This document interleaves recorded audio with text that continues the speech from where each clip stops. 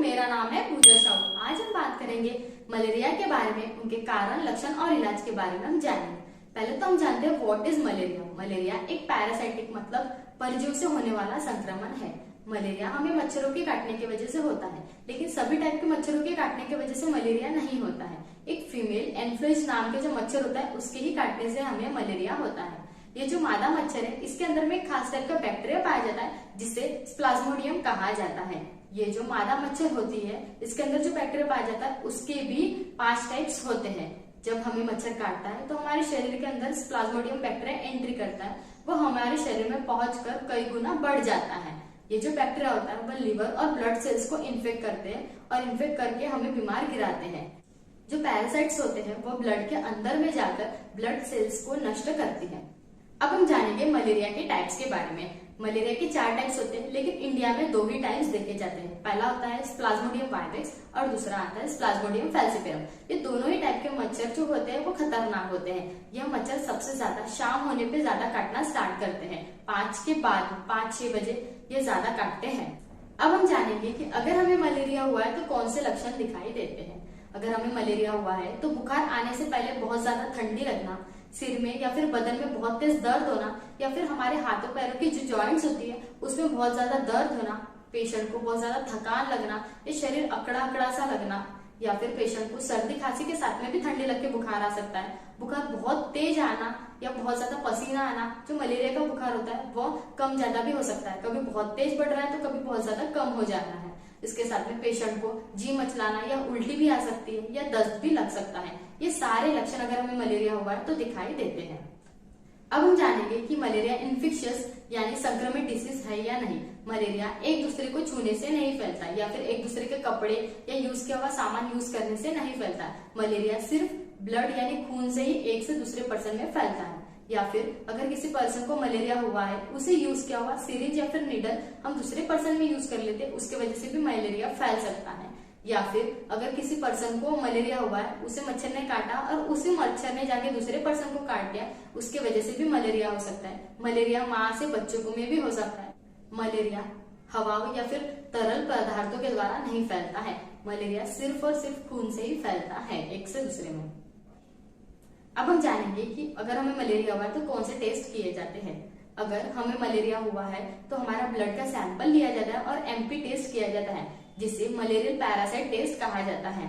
अगर डॉक्टर को सारे सिम्टम्स दिखाई दे रहे हैं तो डॉक्टर डायरेक्ट मलेरिया के टेस्ट भी करने के लिए कह सकते हैं। लेकिन और भी कंडीशंस होते हैं जिसमें ठंडी लग के बुखार आता है, उसमें अगर डॉक्टर 5 डेज का ट्रीटमेंट दे रहे हैं उसके बाद भी अगर ठीक नहीं हो रहा है तो उस कंडीशंस में डॉक्टर मलेरिया के टेस्ट करने के लिए भी कह सकते हैं।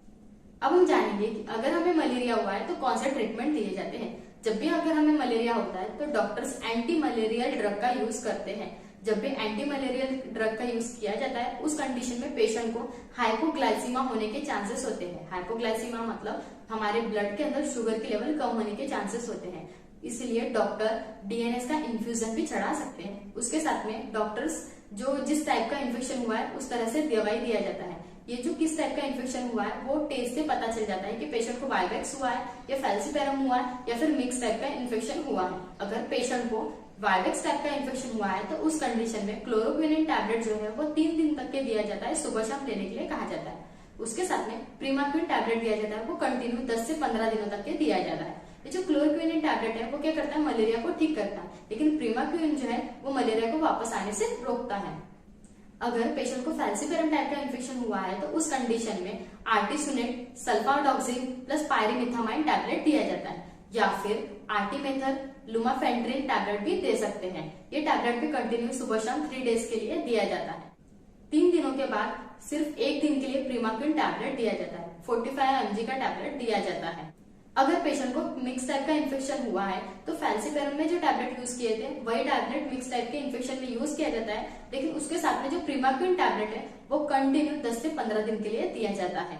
अगर पेशेंट ने टेस्ट करवाया लेकिन टेस्ट की रिपोर्ट नेगेटिव आई है और पेशेंट का जो बुखार है वो ठंडी लग के आ रहा है तो उस कंडीशन में लैरियागो 250 जिसके अंदर क्विनिन 250 mg टैबलेट होता है वो कंटिन्यू 5 डेज के लिए सुबह शाम दिया जाता है। उसके साथ में डॉक्टर एमोक्सिसिलिन 500 mg कैप्सूल्स या फिर एमोक्सिसिलिन प्लस क्लैमनेट टैबलेट भी दे सकते हैं। 5 डेज के लिए ये भी सुबह शाम दिया जाता है।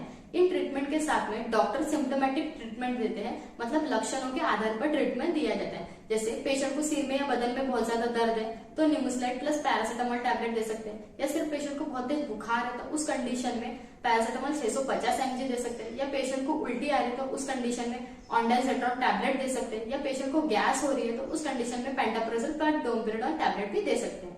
अब हम जानेंगे प्रिकॉशंस के बारे में। हमें मलेरिया मच्छरों की वजह से होता है तो हमें मच्छरों से भी बचना चाहिए। हमें घर में मच्छरदानी या फिर फुल स्लीव्स वाले कपड़े जिससे हमारा शरीर ढका हो ऐसे कपड़े पहनना चाहिए। हमें जो मच्छर मारने की जो मशीन्स आते हैं मॉस्किटो रिपेलेंट, वो इसका यूज करना चाहिए। ये दवाइयों को दूध के साथ में लेने के लिए कहा जाता है। अगर हम ये दवाइयों को दूध के साथ में लेते हैं तो हमारे पेट को कम नुकसान होने के चांसेस होते हैं। इस तरह से मलेरिया का ट्रीटमेंट दिया जाता है। फ्रेंड्स, अगर ये वीडियो इन्फॉर्मेटिव लगे हो तो please like share and subscribe कीजिएगा। Thank you so much friend, मिलते हैं नेक्स्ट वीडियो में।